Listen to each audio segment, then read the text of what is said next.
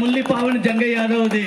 ఈ కాకుండా ఇక్కడ ఎన్నో డ్రైనేజ్ సిస్టమ్ చేసిన నేను మన 16th వార్డులో వచ్చిన తర్వాత డ్రైనేజ్ ఎన్నో ప్రాబ్లం ఉండే, అవే కాకుండా లైట్లు పెట్టించిన, ఇవాళ 2 బోర్లు వేయించిన నీళ్ళ ప్రాబ్లం ఉంటే ఇవాళ ఎండాకాలం వస్తే మన 16th 17th వార్డుకు నీళ్ళు ప్రాబ్లం రాకుండా చేసిన ఘనత మా చైర్పర్సన్. అలా కాకుండా మీరు ఒక్కటే, నేను ఈ వార్డు గురించి ఎందుకు చెప్తున్నాను అంటే నేను ఈ వార్డు ఇప్పుడు నిలబడ్డాను కాబట్టి చెప్తున్నాను. కాబట్టి అందరూ ఒకటి గ్రహించాలి, గట్కేసర్ మున్సిపల్ పరిధిలో మేము వచ్చిన తర్వాత 15,000 కోట్ల అభివృద్ధి పనులు చేయడం జరిగింది.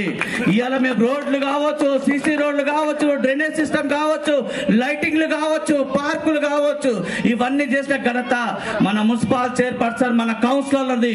మన అందరం కలిసిమెలిసి పనిచేసుకున్నాం కాబట్టి ఇవన్నీ చేసుకున్నాం. అక్కలారా మీరు మర్చిపోవద్దు, 2 సార్లు మన గట్కేసర్ జాతీయ అవార్డు మన మున్సిపాలిటీకే వచ్చింది 2 సార్లు. 3వసారి కూడా మనకు రావాలి. కానీ మల్లారెడ్డి గారు, మన మల్లారెడ్డి గారు వాళ్ళ బొమ్మర్దికి 3వసారి అక్కడ నాకు రాకుండా అక్కడికి ఇవ్వడం జరిగింది. 3వసారిగా హ్యాట్రిక్ కొట్టే పోయే టైంలో కూడా మాకు ఇవ్వలేదు. కాబట్టి మీరు గ్రహించాలి, ఎంతో స్వార్థం ఉందన్నది ఆలోచించాలి. ఇవాళ నిన్నొచ్చి ఏదో మాట్లాడిపోతుండు, చైర్మన్ వచ్చిండు, చైర్మన్ వెళ్ళిపోయిండు, అమ్ముడు పోయిండని 4-3 కోట్లు ఖర్చు పెట్టుకొని రాజకీయాలు దిగి ఒక్క రూపాయి తినకుండా మీ బాలాజీ నగర్ లో ఇంతమంది ఇల్లు కడుతున్నారు. నాకొక్క రూపాయని ఇచ్చిరా మీరు చెప్పండి. అందరూ ఫ్రీగా ఇల్లు కట్టుకుంటున్నారు. నేను ఒక్క రూపాయి తీసుకోకుండా పనిచేసిన ఘనత నాకుంది, నాకు తెలుసు. ఐఎమ్ బిజినెస్ మ్యాన్, నాకు సొంత కంపెనీ ఉంది.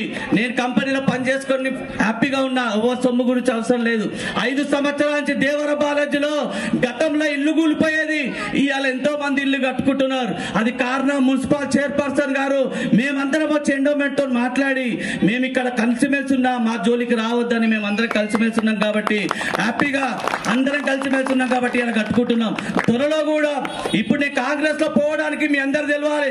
కొంతమంది మాకు చెప్పకుండా కాంగ్రెస్ లో జాయిన్ అయింది అంటున్నాడు. కానీ నా మీద అవిశ్వాసం పెట్టినప్పుడు, వీళ్ళందరూ ఏమైనప్పుడు నేను ఎదుర్కొన్న అవిశ్వాసంలో నాతో పాటు అబసాలు నిలబడి, నా ఎంబడి నిలబడి అవిశ్వాసంలో ఇదే ముంగట్టున్న బండారు తీరుతో పాటు పోటీ చేసి అవిశ్వాసంలో నెక్కి ఇది చైర్మన్ గా మళ్ళా నేను సాధించుకున్నా. ఆ ఘనత నాకుంది. కాబట్టి నాకెవరు మల్లారెడ్డి సాయం చేయలే.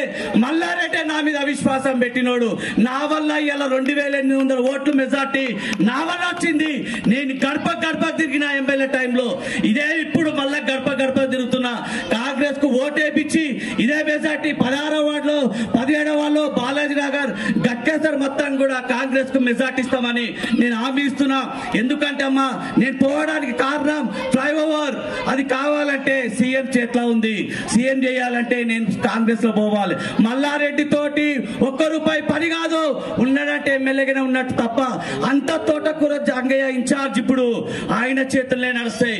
మొన్న 10 కోట్లు వస్తే కూడా గురుకులకి 1.5 కోటి పెట్టిన ఘనత మనకు వదిలేసాదన్న. అది ఒక 1 ఇయర్ 2 నెలలనే అంత ఇస్తే రేపొద్దున ఫ్లైఓవర్ విషయంలో, దేవరాబాల విషయంలో మనకు తోటకూర ఉన్నాడు. కాబట్టి మాకు తోటకూర అబ్బసాని అందరూ నన్ను జైన్ కామంటే నేను కాంగ్రెస్ ప్రభుత్వంలో జైన్ అయ్యి నేను పనిచేస్తున్నా.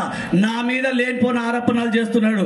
మల్లారెడ్డికి ఏం దొరకలే, నన్ను మాట్లాడు తప్ప ఇంకేం దొరకదు. ఎందుకంటే ఆయన ఏం చేస్తాడు, వచ్చి గట్కేసరికి ఏమీ చేయలేడు. ఇప్పుడు 5 సంవత్సరాలు ఉన్నాడు అంటే ఉన్నట్టే ఆయన ఎమ్మెల్యే. ఆయన తోటి ఏమీ కాదు. ఏ బడ్జెట్ వచ్చినా రేవంత్ రెడ్డి అని ఇవ్వాలి బడ్జెట్. మన గట్కేసర్ డెవలప్ కావాలన్నా, మనం మేడ్చల్ డెవలప్ కావాలన్నా అది మేడ్చల్ నుంచి తోటకూర జంగయ్య యాదవ్ తోటి అవుతుంది. కాబట్టి మీరు ఒకటే గ్రహించాలి, కొంతమంది ఇక్కడ ఉన్నారు నాతో పాటు తిరిగి కూడా టీఆర్ఎస్ లోనే ఉన్నారు. నేను పోయినా నన్ను ఉద్దేశంతో తప్ప ఇంకేం లేదు. వాళ్ళందరూ కూడా ఫ్యూచర్ లో కాంగ్రెస్ రావాలని కోరుకుంటున్నాను. కాబట్టి అక్కజల్లారా, అన్నదమ్ములారా, మీరు మర్చిపోండి. టీఆర్ఎస్ ప్రభుత్వాన్ని మర్చిపోయి కాంగ్రెస్ ప్రభుత్వానికి ఓటేసి ఇంకా మెజార్టీ తోటి మనం గెలిపించుకొని, మన కెమెరాలు ఉన్నాయి. ఇప్పుడు 1 కోటి తర్వాత ఇక్కడ అన్ని కెమెరాలు కూడా పెట్టిస్తా. ఆ బాధ్యత నాకుంది. కాబట్టి సీసీ కెమెరాలు కూడా పెట్టించే బాధ్యత నాకుంది. కాబట్టి అవన్నీ కూడా పెట్టిస్తా.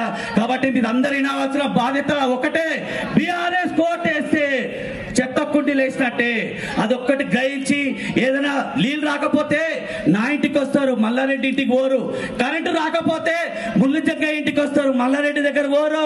రోడ్డు ఖరాబ్ అయితే తోట నా దగ్గరకు వస్తారు, మల్లారెడ్డి దగ్గర పోరు. నిన్నొచ్చి ఏదో మాట్లాడిపోయినట్ట.